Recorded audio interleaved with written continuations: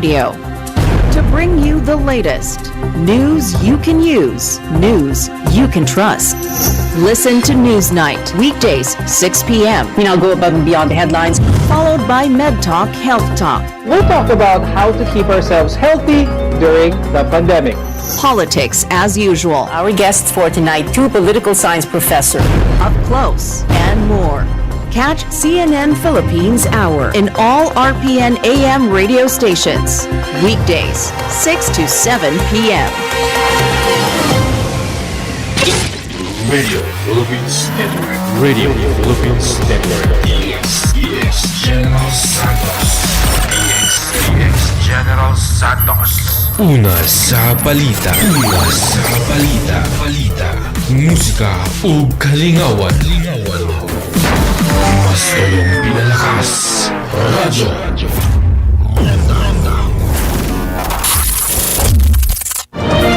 This is CNN Philippines.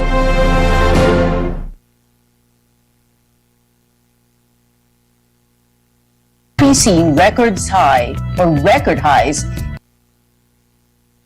in its tally. The pandemic response, an alleged data breach in Comelec, and her top rival in the presidential race. All these in an up-close with Vice President Leni Robredo. And music lovers are in for a treat, a sneak peek of a new music video from Adele, plus a look at the headliners in the famous U.S. music festival, Coachella.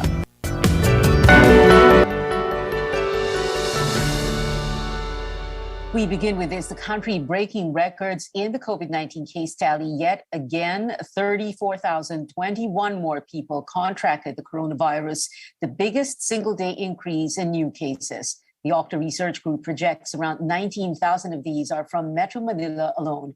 Active cases or people currently sick with COVID-19 also reached their highest at 237,387. Today's tally does not include data from 7 testing laboratories. Aside from new and active cases, the positivity rate also at its highest. Out of nearly 79,000 people tested, 47.9% turned positive. We have seen the highest positivity rate since the pandemic began, just in the last 7 days, all above 40%. Meanwhile, there are 82 new fatalities and nearly 4,700 recoveries. As part of President Duterte's order to restrict mobility amid a surge in COVID-19 cases, the Interior Department wants a list of unvaccinated people in every barangay. The agency, however, vows their privacy will not be violated. Our George Quiles has that story. Outside the Barangay Hall of Batasan Hills in Quezon City, officials are distributing COVID-19 healthcare kits.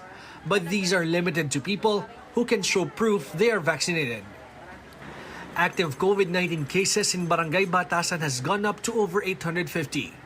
And officials are heeding the President's directive to restrict the movement of the unvaccinated as a form of protection.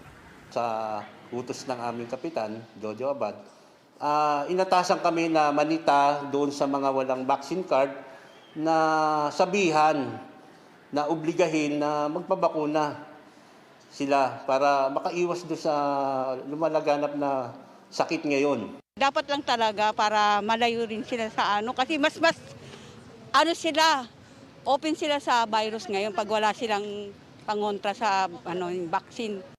Pag may positive, mahawa sila, lalong tayo madadagdagan ng Kaya dapat magpabakuna lahat. But seems the government wants to go beyond just random advisories to the unvaccinated, as the Interior Department wants actual names and numbers. Palabas po si Secretary Anyo ng Memorandum Circular para magsagawa ng inventaryo ang lahat ng mga barangay sa buong bansa. Pag meron na po tayong inventaryo, doon na po i-implement ng LGU through a ordinance yung mga restrictions sa movement ng mga unvaccinated individuals.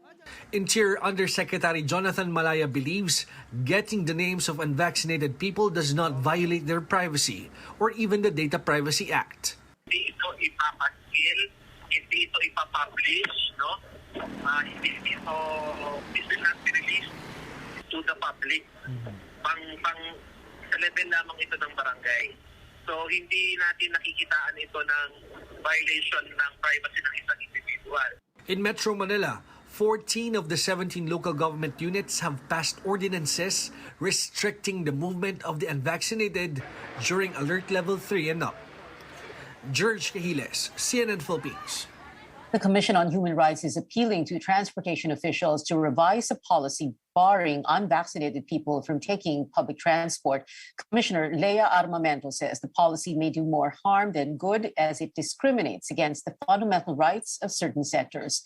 She says authorities could offer free rides to those who will be affected so that they can still go to work. The department order will be carried out beginning Monday. Armamento says the DOTR should at least do a trial implementation first to see if the policy will work.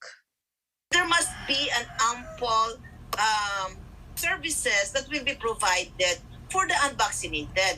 It does not mean kasi po na if you exercise your authority to protect the general public, it does not mean that you have naman to prejudice the rights of another sector. You do not have to sacrifice, but you have to provide a remedy for them also to exercise their right. For commuter group Pasada, some may choose to take unauthorized vehicles instead. Pasada urges transport officials to intensify its crackdown on colorum vehicles for the safety of commuters. But some lawmakers also hitting the brakes on the no vaccine, no ride policy. The Transportation Department reiterates that tighter movement restrictions will protect both vaccinated and non-vaccinated people. The DOTR apologizes for any convenience or inconvenience it may cause, but insists the policy has its benefits. The agency also wants to prevent another possible public transport shutdown. Last year, major rail lines suspended trips after a spike in cases among train workers. The Health Department yet again issuing new guidelines for testing, quarantine, and isolation. Our Caroline Bonkin breaks down for us. Your vaccination status will now determine the length of your isolation period once you test positive for COVID-19. Based on the Health Department's proposed guidelines, fully vaccinated individuals who have mild or no symptoms will only be required to isolate for 7 days. The count starts on the first day of symptoms. But if asymptomatic, day 1 starts on the testing date. If partially vaccinated or unvaccinated, isolation period remains at 10 days. But those with moderate symptoms will be required to isolate for 10 days, regardless of vaccination status, and 21 days for severe and critical cases. For fully vaccinated close contacts, quarantine is cut to 5 days, but they have to monitor themselves for symptoms, while the quarantine period for unvaccinated or partially vaccinated close contacts remains at 14 days. Evidence review of our living CPG also shows that the average duration of infectivity and secondary attack are relatively lower for vaccinated than those unvaccinated individuals. Vaccinated individuals had lower chances of spreading the virus within their household and close contacts. Vaccinated asymptomatic and mild cases are unlikely to shed infectious virus 10 days after the diagnosis or symptom onset. An even shorter quarantine period of only 5 days is required from asymptomatic fully vaccinated health workers exposed to COVID patients, and if needed, may even be cut if the health worker has a booster shot, subject to IATF approval. This shall also be expanded to other sectors with strict industry standards on infection prevention and control, subject to the IATF approval. For example, we have ongoing discussions with the aviation sector. For COVID-19 testing, priority are senior citizens, persons with comorbidities, and health workers.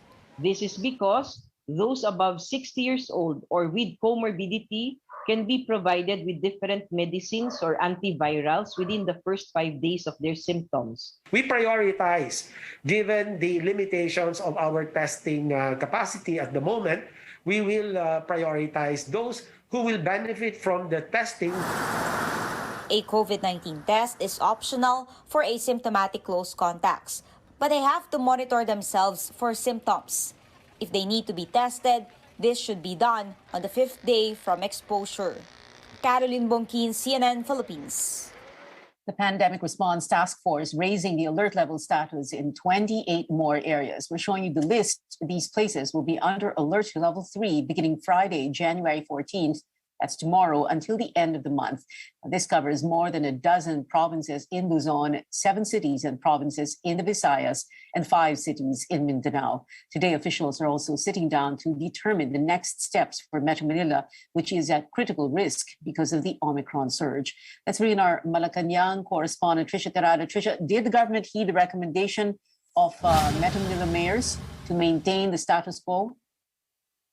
Hopia, we are still keeping tabs of that closed door meeting. What we know so far is Metro Manila's alert level for the rest of the month is among the top agenda, including the status of other areas at high risk. The task force also discussed the risk classification of countries that will be the basis for arrival protocols of passengers entering the Philippines. In the most recent health briefing, we were told that part of the cost was the healthcare package for COVID-positive individuals who are isolated at home. But we have yet to get a confirmation that this was actually addressed today. Yeah. Trisha, what is the possibility of seeing Metro Manila back to alert level 4, the second highest alert level? Well, the officials are now looking into several factors aside from the case count and the speed of virus transmission. As earlier reported, Metro Manila mayors do not see the need to escalate the alert level just yet. Quezon City Mayor Joy De Monte says even if the numbers are high, the healthcare utilization rate has not yet reached the threshold. The mayor is also considering the economic impact of raising alert level 4 because this means more operational capacity among businesses. Based on the observation of Metro Manila mayors, along with the World Health Organization's view, alert level 3 has visibly helped in reducing mobility. The WHO says this is important in managing the transmission of the virus. Over to you, Pia. How would authorities assess the situation of our healthcare system?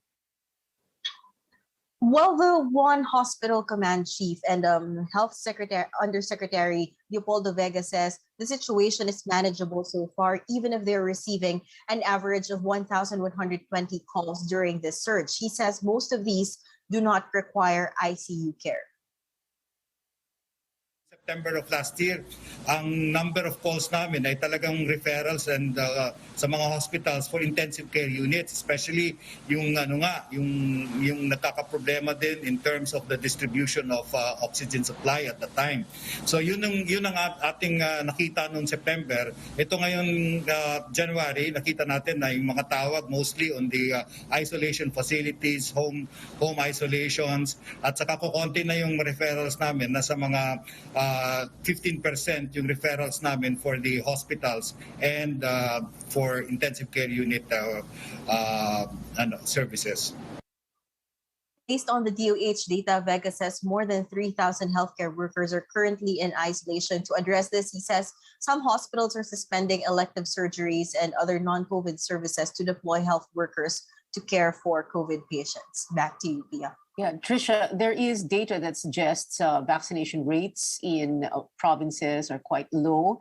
What is the government doing to make sure that infection will not spread to these provinces? Because it's happened before. No? Once the surge dies down here in Metro Manila, doon naman sa probinsya nagkakaroon ng problema. That's right, Pia, but at this point, the specifics aren't very clear yet, except that the national government has been urging LGUs to ramp up their vaccination efforts and targets. On Wednesday, the IATF also placed 28 areas outside Metro Manila under alert level 3. Malacanang and DOH have also announced that they're allocating more beds for COVID cases. But at this point, we have yet to hear from authorities about how prepared are hospitals and the healthcare facilities outside of the NCR. Back to you, Pia. Trisha Terada there reporting. Manila, the city of Manila, declaring a 1-week health break for public and private schools at all levels amid the spike in COVID-19 cases. Mayor Isko Moreno saying online and physical classes will be suspended beginning January 14th, tomorrow, to the 21st. And this just in, Moreno also issuing a show cause order to the University of the East Manila for its reported refusal to carry out this directive. The city also banning physical activities and mass gatherings during the feast of the Santo Niño on Sunday. Apart from religious processions, street parties, drinking, and selling of liquor are prohibited. City government is extending its drive-through vaccination site at the Quirino Grandstand to 24 hours because of high demand. Coming up on Newsnight, more the government's new coronavirus testing rules as undermanned laboratories appeal for understanding over delayed results. Plus, we dig deeper into how Vice President and presidential aspirant Leni Robredo plans to address the health crisis and more. We'll get up close with her right here on CNN Philippines. Stay tuned.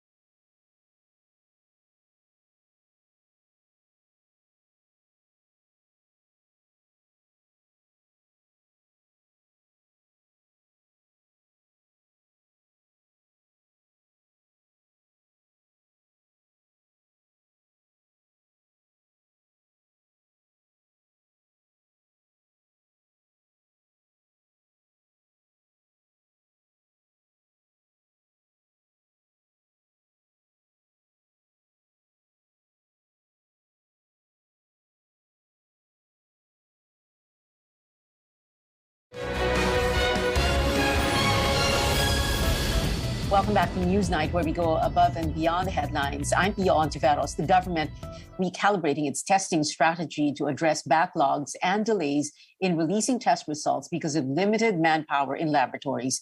Medical technologists and laboratory workers feel the brunt of the COVID-19 surge, including incidents of harassment from those disappointed over delayed results.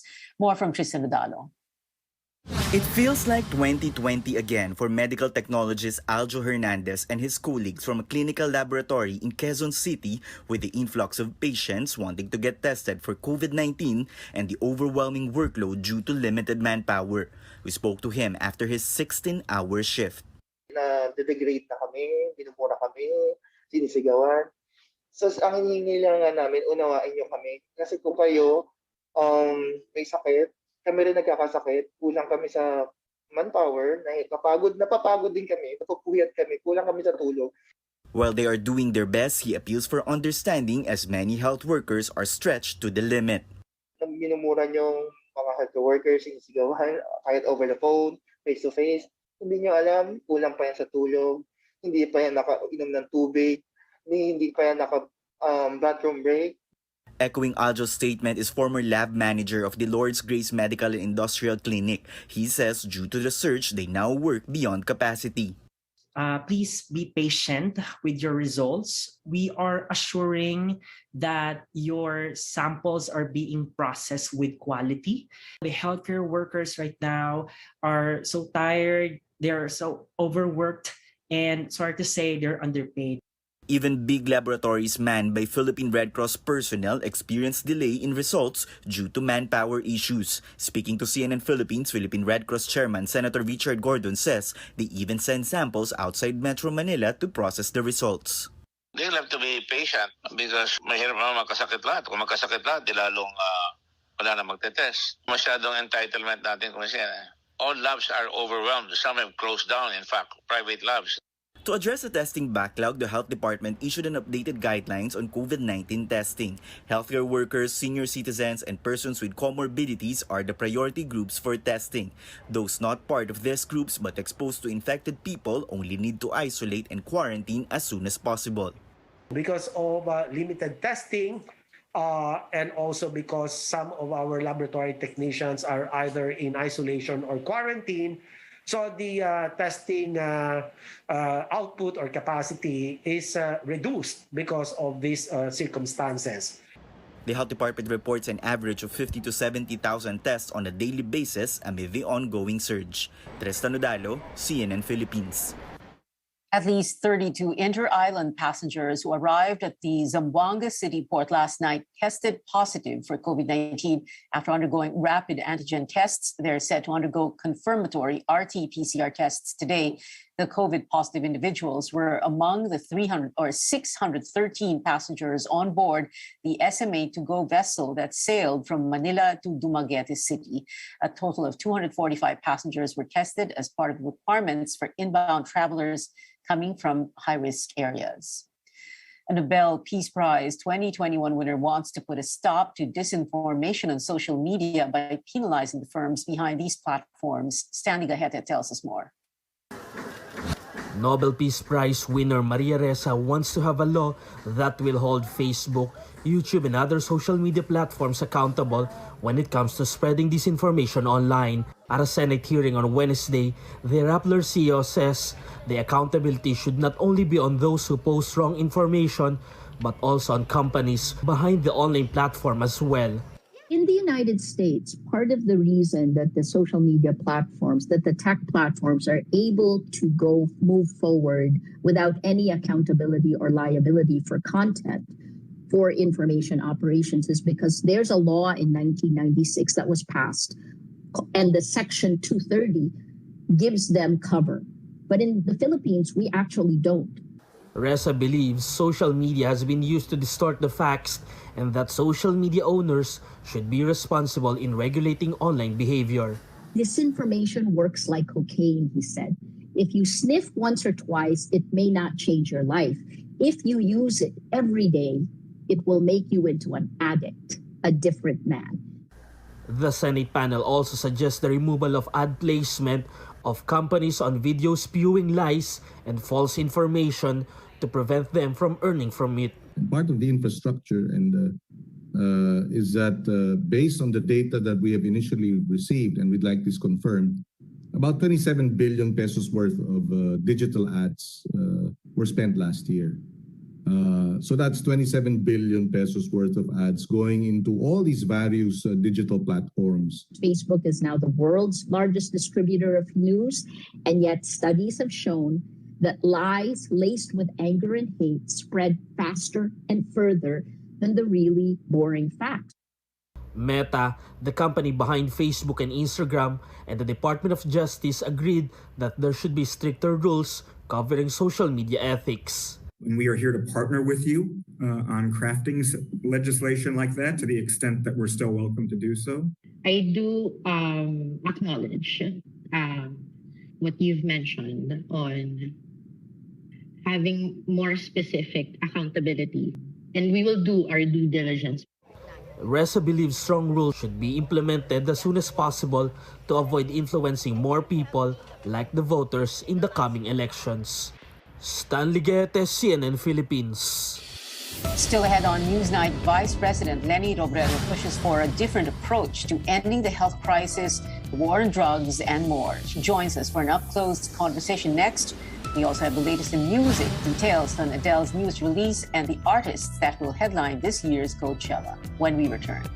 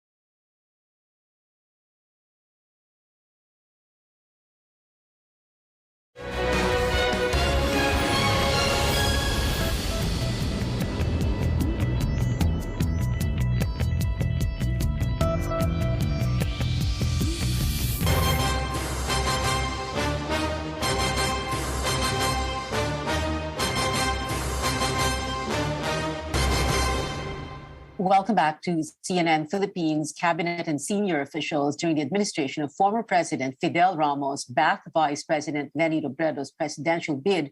The 23 former government officials said Robredo is the only presidential bet who embodies qualities of a leader who will bring out the best of servant leadership, inspire unity among Filipinos, and empower the country. Robredo says she's humbled by the endorsement and that she would work hard to be worthy of that trust.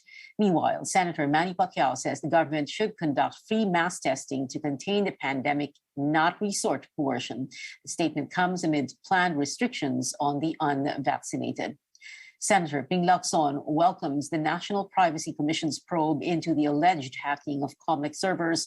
Lacson says he instructed his in-house security team to assist the NPC's investigation. The tandem of former Senator Bongbong Marcos and Davao City Mayor Sara Duterte Carpio is looking at modernizing the Pasig River ferry system as part of the team's mass transportation blueprint. And former Defense Secretary Norberto Gonzales vows to fight the supposed lies about Marcos's family and martial law. Gonzales, who's running for president under the Partido Democrático Socialista ng Pilipinas, says it's important to educate the youth about atrocities that happened under the rule of the late dictator Ferdinand Marcos. Ang ginagawa nila ngayon, medyo nakaka-disturb ng konti kasi binabago ang kasaysayan. Ipinapakita na ang nagkamali ay yung EDSA People Power of 1986 instead of what they have done or what their father have done. I will not match that campaign. Hindi ko bibili ng kababayan natin. Hindi ko sila lolokohin. Hindi ko sila gagamitan ng maling propaganda.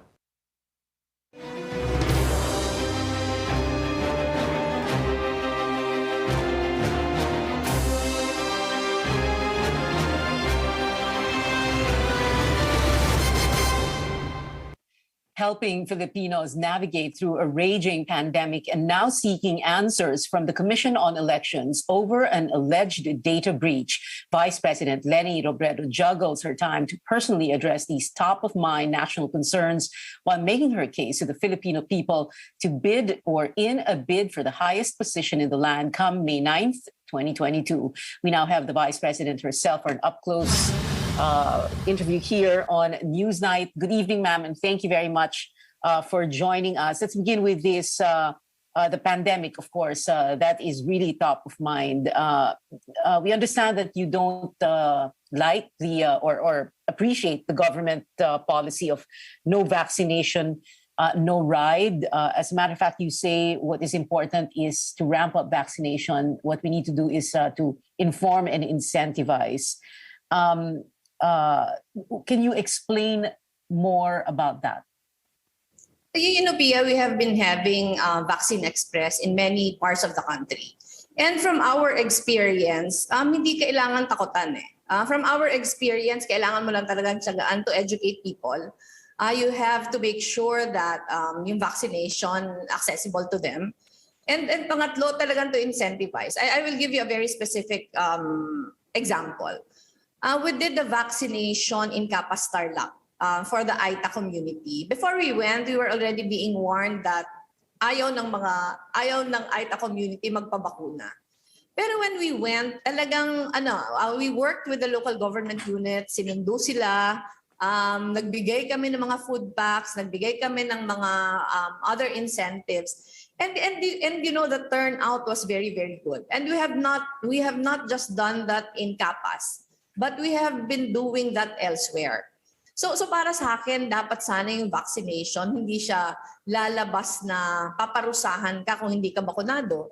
Pero talagang we go out of our way and exert our best effort to really educate, to really bring the vaccination where people are and provide incentives. You brought up this issue about bringing the vaccination to people, no? And that is something I remember in late December when I interviewed Charlie Galvez, and he was saying that that could be a logistical challenge for the LGUs in lalo na sa far-flung areas. Can you talk about that? Totoong logistical challenge siya, Pia, pero government should not do it alone. Our Vaccine Express initiatives, we were able to do a lot of things because we have been partnering with the private sector. Sa amin, Pia, hindi siya naging mahirap. Hindi siya naging mahirap because all our initiatives has really been a collaboration, not just between our office and the private sector, but also with the local government unit. Okay.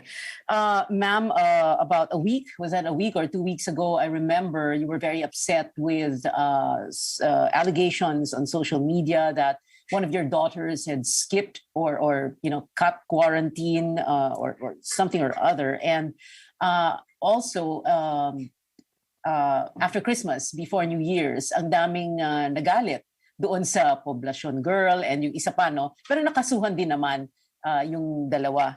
The question here is, how should we move forward on something like this when there are, alleged blatant disregard for the rules? How do we appeal to Filipinos, to our citizens, to, parang integrity yan eh.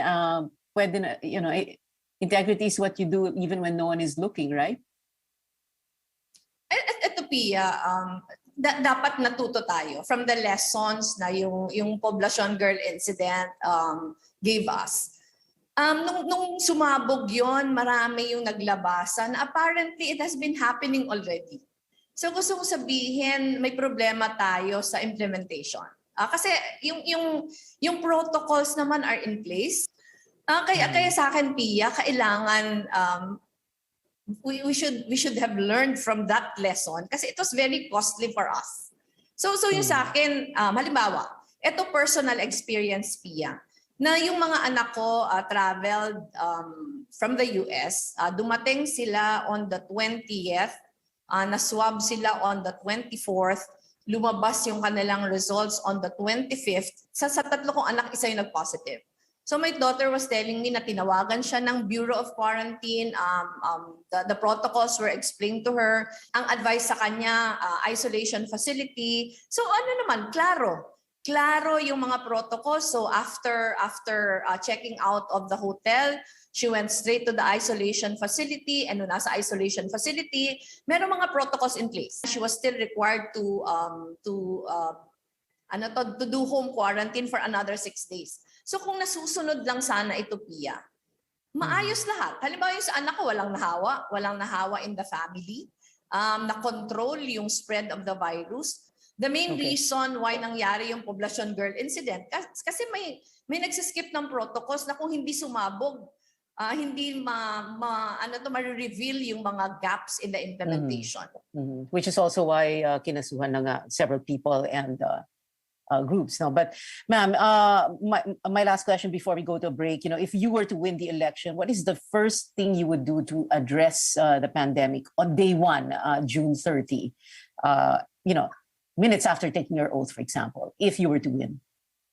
Ako, Pia, talagang yung pinaka-first agenda is freedom from COVID. If we are able to control the transmission of the virus, it will set everything else in motion. So eto yung first major step towards full recovery. And then we need to ensure the availability of jobs and livelihoods as we begin to make our way forward in the new normal. I think in mid-November, we put out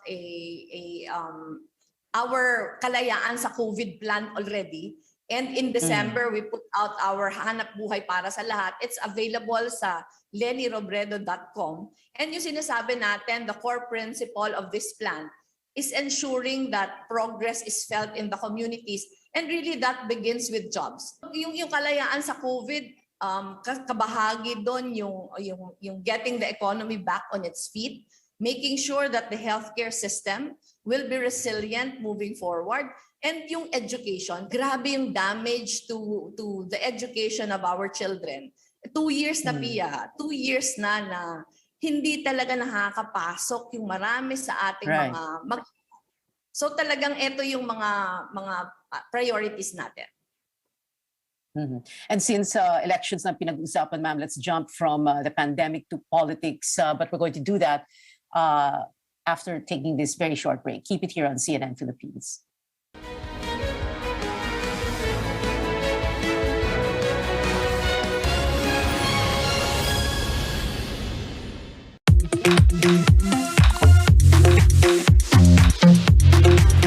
back. Hell yeah.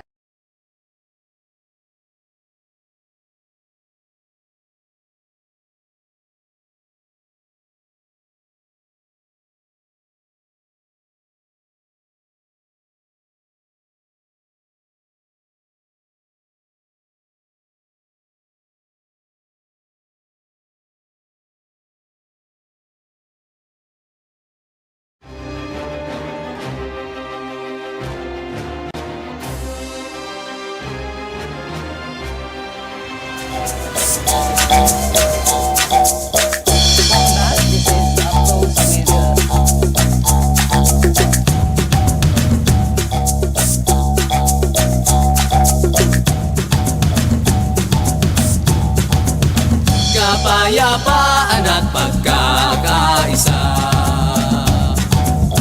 pagtutulungan at pagkakasama, karunungan at kasaganaan, kabutihan at kagandahan. Ang kinabukasan ating kasalubong, wala nang atrasan, halina't sumulong. Sulong sarangani, sulong sarangani, sulong sarangani, sulong, sulong, sulong sarangani. Mula bundok hanggang dagat, tuloy-tuloy sa pag-ahon, sabay-sabay na aangat, kaakay ang Panginoon. Kilos abante, paglihok sumulong. Kilos abante, paglihok sumulong. Kilos abante, paglihok sumulong. Kilos abante, paglihok sumulong. Siya ka lugar sa Kalinipan!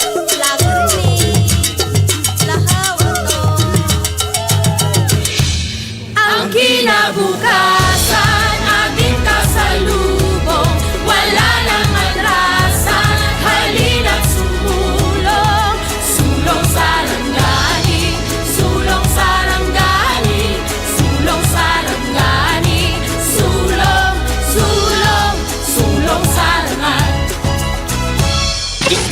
Radio Philippines Network. Radio Philippines Network. EX General Santos. EX General Santos. Una sa balita. Una sa balita. Balita. Musika ug kalingawan. Mas tulong pinalakas. Radyo.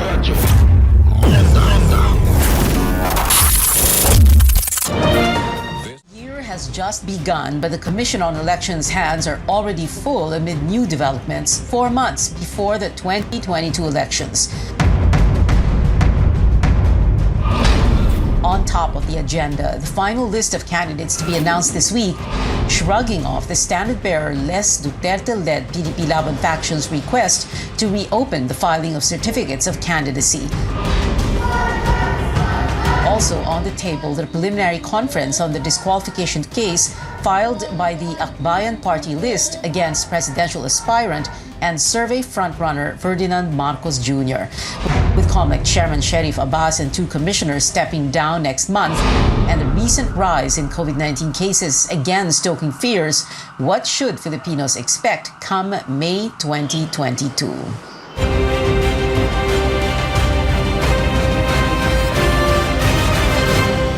Good evening, I'm Pia Ontiveros. Welcome to your weekly political appointment fix, politics as usual. We apologize for coming in a little bit late. We've had a little bit of technical difficulty, but anyway, our first guest tonight, Commission on Election spokesperson James Jimenez. Good evening, I was about to say Commissioner, Spokesman Jimenez. Let's begin with this. That petition to reopen yung filing ng COC that happened last October, first week of October 1 to 8. Pagbibigyan ba yan ng COMELEC?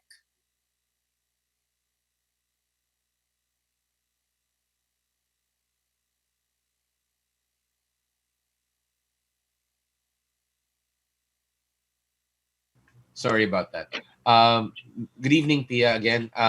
Medyo unlikely na mapagbigyan yan, ano? Kasi masyadong maraming konsekwensya yung pagpapa-reopen ng ating filing ng COC. Remember, just apart from the fact na ang haba-haba na ng binigay na period for filing COCs, kung uulitin mo yan ngayon, hindi naman isang partido lang ang magte-take advantage niyan eh. Lahat. So basically, yung buong October 1 to 8, parang inulit mo na rin. Which also means lahat ng screening na ginawa natin from October 8 up to this point, parang baliwala. Kasi magkakaroon ka ng panibagong mga aplikante, bagong filing eh. So, ang daming epekto niyan, no? Down the road. Sabi nga nung mismong petition, humihingi din sila ng postponement ng filing ng balota. And that would probably be a logical conclusion of that. So, makikita mo kung gaano karami ang gagalaw na mga activities ng COMELEC dahil dyan. And of course, that will push back the schedule of the polls itself, which is the object or the target of this motion to postpone until 2025. Is that something that the COMELEC will even consider? Pag-uusapan pa rin ba yun sa isang NPAC session? In other words, are you going to devote time and energy to that, to considering that petition? Well, of course, it will have to be discussed. It will have to be discussed. But again, as I said, my reading of the commission is that this is unlikely to pass. All right. Itong final list of candidates, no, this is going to come out when? January 7 ba? January 7 ang target po natin, and we're still on track for that. All right. And the final list of party list candidates already out, and final na yun, wala nang babaguhin dyan kahit ano pang sabihin ng iba pang party list groups. Unfortunately, wala na po. Yan na po yung ating nilabas na listahan at yan na po ang susundin natin. Okay. This petition to disqualify former Senator Bongbong Marcos, there are spokesperson James Jimenez, a total of 6 cases filed against Senator Bongbong, but the second one, filed by Tiburcio, a so-called Tiburcio Marcos, was already cancelled or was already dismissed, correct? It has already been denied. Denied. Dismissed na po yan. So, okay. Marami na rin na-dismiss. 2-3 na ata ang na-dismiss. Yung Lihay-Lihay and then itong kay Tiburcio. All right. And of course, everyone is looking, like you were saying right before the show, the entire COMELEC preparing for the January 7 preliminary conference on the Akbayan DQ case against BBM. This is interesting. No? This is the first time na mala-live stream ang isang COMELEC deliberation.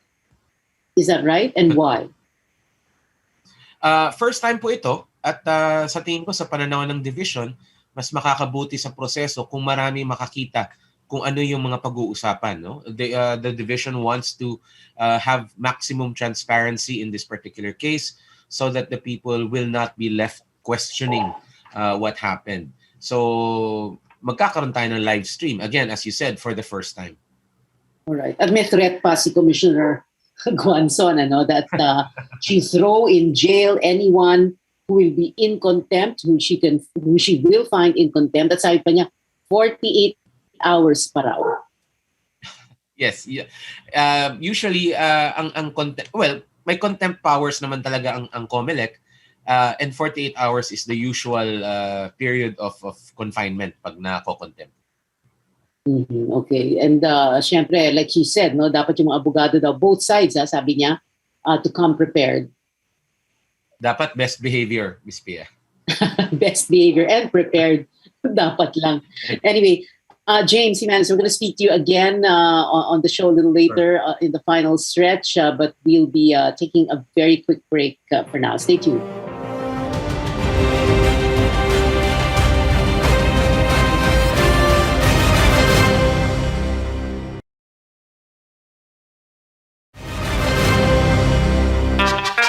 Ang Boses ni Juan ay hatid sa inyo ni Engineer Sterling Sanyado. Engineer Sterling Sanyado. Ang kuya sa Dakbayan sa General Santos.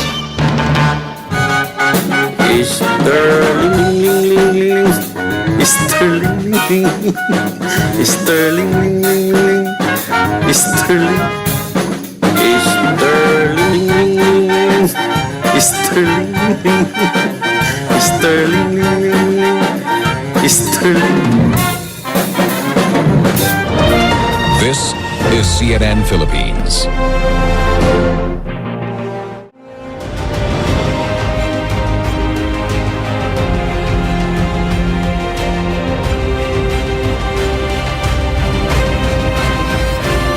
This is Politics as Usual. The tandem of Senator Ping Lacson and Senator Tito Soto say the Senate can elect a new leader who will serve as acting president if the 2022 elections will be postponed. Joining us tonight is Senator Amy Marcos, chairperson of the Committee on Electoral Reforms and People's Participation on this and much more. And of course, needless to say, she is, of course, the sister of former Senator Bongbong Marcos. Ang dami pwedeng pag-isapan. Buti na lang, ang ganda ng timing ni Senator Amy na mag-guest sa show. So, Senator Amy, let's begin with this, no? Dahil ang pinag-usapan kanina with James Jimenez ay mga kaso na against sa kapatid mo. So, let's talk about that first.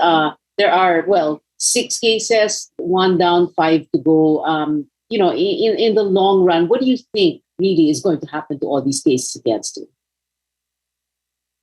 Yes, of course, I've been working with the COMELEC very closely since I became a senator and the chairman of the electoral reform. So firstly, let me say that I trust in the COMELEC's fairness, and I am certain that the rule of law will prevail at the end of all that.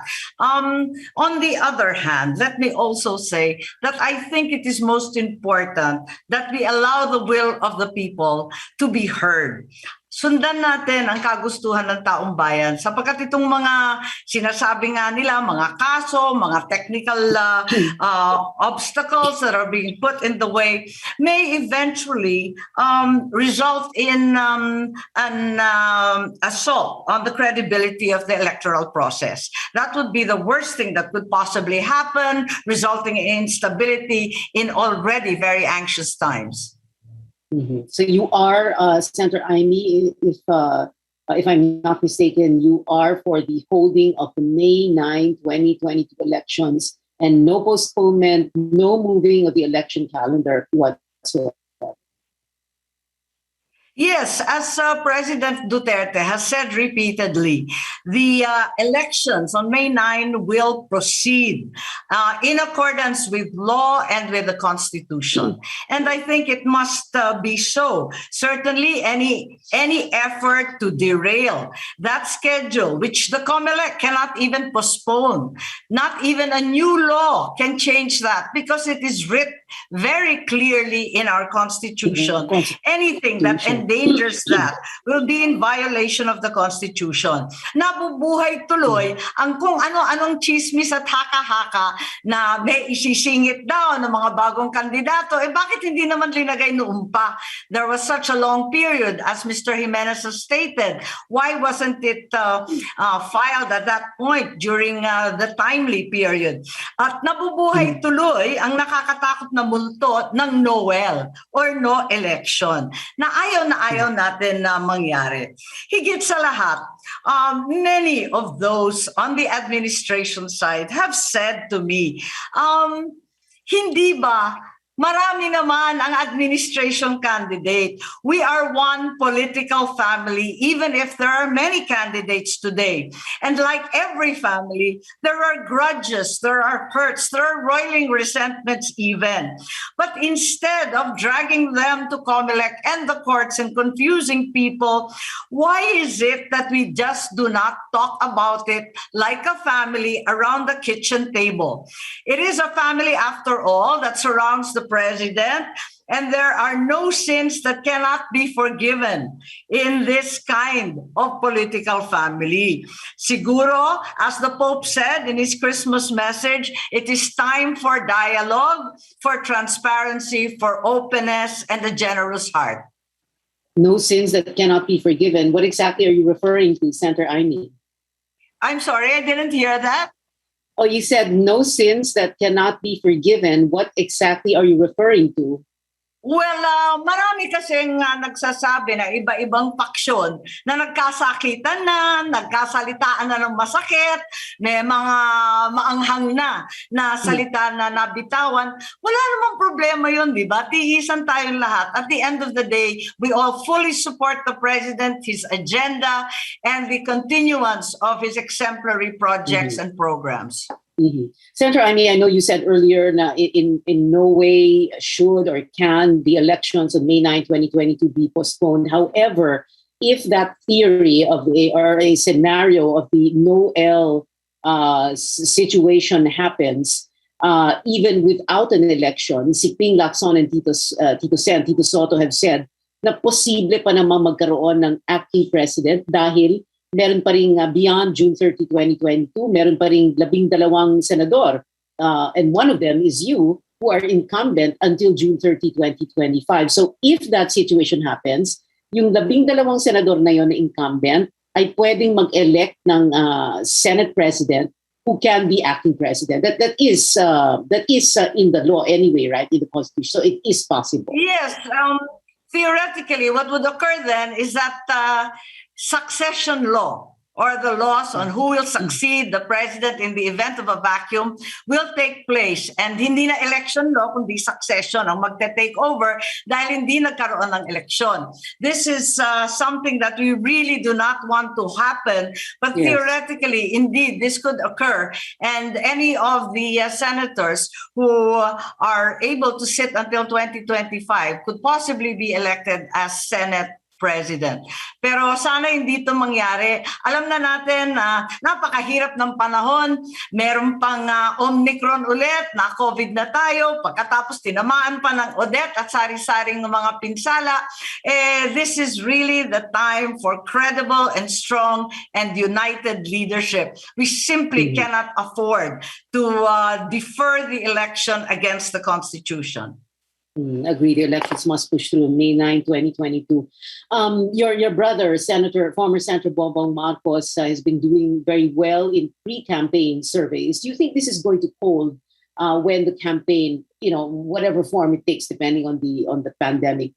Will this kind of survey ranking still hold during the campaign?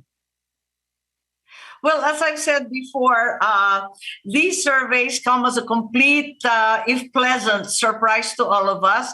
We are humbled by the extraordinary support that my brother has received. But like you said, anything can happen in an election. And certainly, this is the first national election we are conducting under pandemic conditions.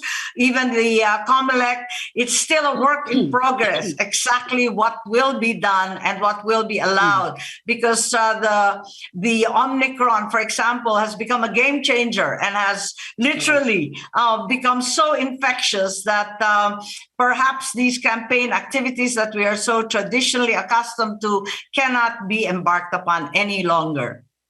And of course, everybody's hoping for a good voter turnout, kahit papaano. But like you said, COMELEC still working on this para nga matuloy at hindi ma-frustrate ang will ng taong bayan. But I wanted to ask also, because you say your brother's performance in the surveys has come as a pleasant surprise to you. But what do you think? I'm sure you guys, your family has been talking about this, the campaign, the Marcos Duterte campaign. Why is he doing well in pre-campaign surveys? Is it because there is this so-called nostalgia for the Marcos years, which, marami ding galit sa ganoon, yung mga people who don't like you, who don't like your family, and don't believe in your father. Is it, as one analyst has said, is it democracy fatigue? Pagod na ang tao sa demokrasya, which is kind of insulting also to your family, because parang they think that you are anti-democratic, right? Or is it also the feeling, is it a Pinoy thing na ang gusto ng tao mag-ama na presidente? So may Diosdado Macapagal, may Gloria Macapagal, or mag-ina na naging Pangulo, may Cory Aquino, may Noynoy Aquino. What is it? Why is he doing so well in surveys? Well, I think perhaps there is some nostalgia for a simpler and more prosperous time. We've been through a hellish 20 odd months, and no one can be blamed for wishing things were better. On the other hand, I truly believe that history judges you over the long haul. And the long haul has been almost 40 years.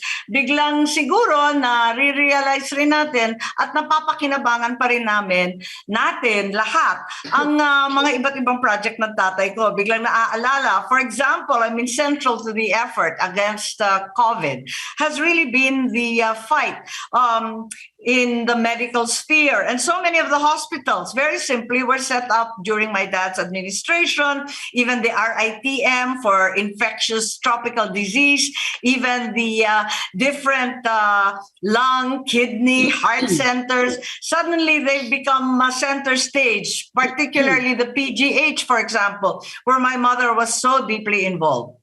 You know, Senator Amy, I can hear ngayon pa lang plenty of reactions, both good and bad to what you're saying right now, but we're running out of time, so I'm going to make this as short as possible. No, but I totally understand that. I am simply not the best judge. I am hardly, hardly detached. So I think some better political analysts should analyze what's happening exactly now.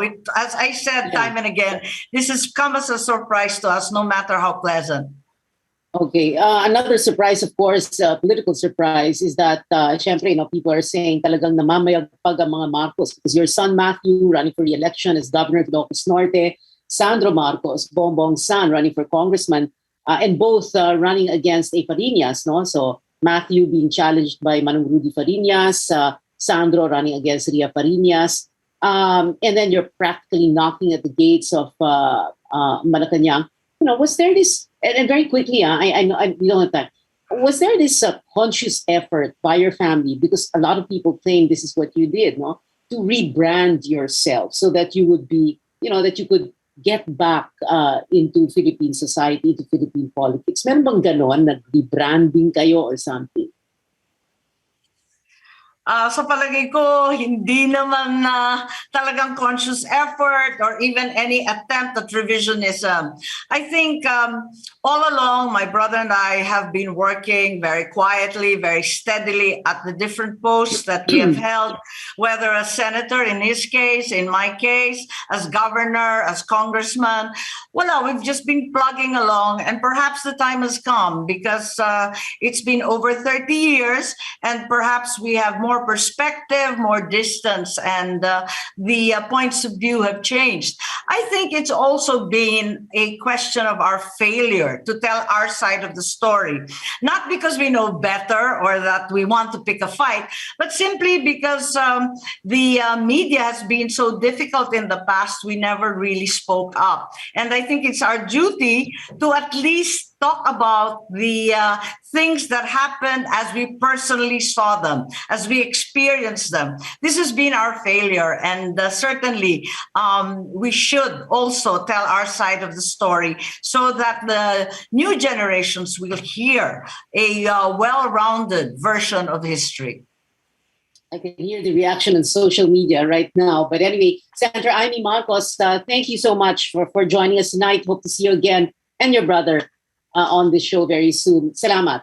Thank you for being with us. Yes, more about the very latest much. in 2022 when we return. This is Politics as Usual.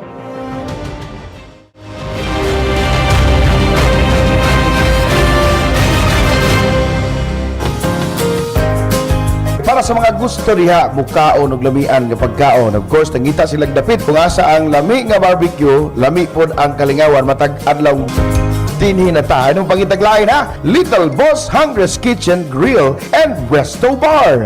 Kilid lang ni sa sibianan sa Radio Philippines Network ang Little Boss Hungry's Kitchen Grill and Resto Bar. This is CNN Philippines.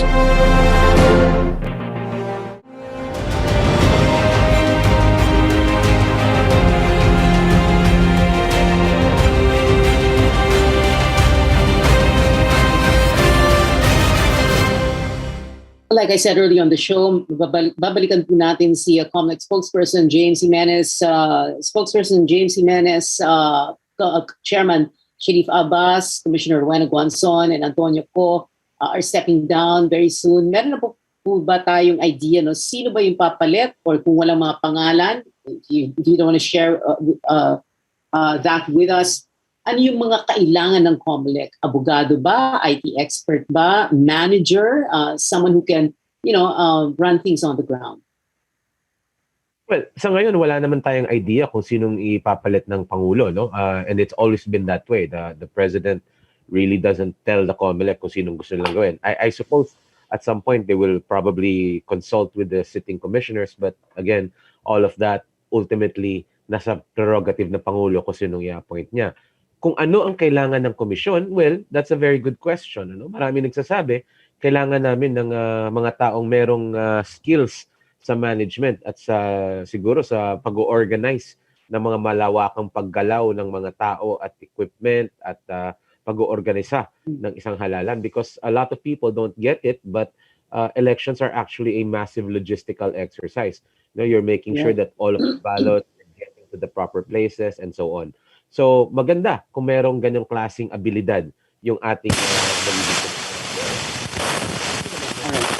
Of course, the spokesperson James Jimenez, ang daming questions about what the final ballot phase will look like. It depends on who's on the final list of candidates, computerization, campaign guidelines, voting day. But given the way this pandemic has taken a very surprising turn with the Omicron variant, is it possible that we will have more voting via email or virtual voting, or anong mga possible na pwede mangyari para meron pa rin tayong mataas na voter turnout? Well, sa tingin ko malabo na magkaroon pa tayo ng alternative means of voting. No? I think the ship has sailed for that. Maganda sana kung nagawa yan dati, pero again, hindi nga nagawa ng batas. So, we're going to stick with the in-person voting pa rin. Okay, pero and then extended voting hours, but you will not consider voting over like 2 to 3 days? No, we're not looking at multiple days for voting. In fact, voting hours are expected to be around 12 hours, no, from 6 to 6. In some cases, probably around 6 to 7 pa nga, 6 to 7 in the evening. So we will continue with the voting process indefinitely hanggang sa may tao, but we are not planning on holding 2 or 3 days of elections. So ang kailangan na lang gawin ng tao ay ng mga botante to make sure na hawak na nila mga voter ID, halimbawa, voter documents, pag-isipan kung sino iboboto, and to check kung ano yung mga precinct number nila. Yes, and kailangan dumating sila sa polling place by around 5:45. Yan ang yung latest. Kasi pag wala ka ng around 5:45, baka hindi ka na mailista eh. And kung hindi ka mailista, hindi ka makakaboto all the way to the end. Spokesperson, I was about to call you Commissioner. James Jimenez, spokesman for the Commission on Elections. Thank you very much for joining us at the start and at the end of the show. Thank you very much. Stay safe. We've been told before, don't talk politics at the dinner table or in a family reunion or in Viber groups and risk digital and other kinds of warfare. But we can talk about it here on this show, your weekly political appointment fix, politics as usual. I'm Pia Onsver. See you back here next Tuesday, 8:30 p.m.